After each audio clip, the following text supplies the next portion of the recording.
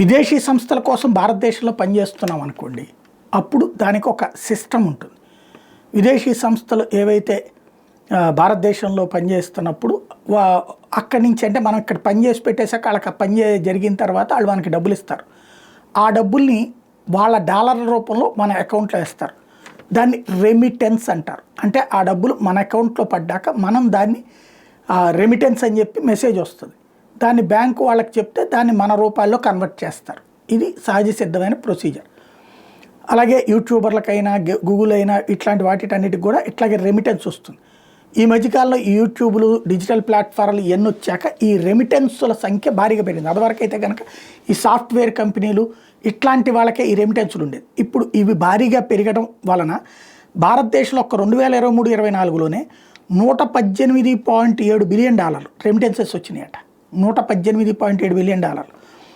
ఇందులో highest Maharashtra $24 billion, Kerala $23 billion, Tamil Nadu $12 billion, Telangana $10 billion, Karnataka $9 billion.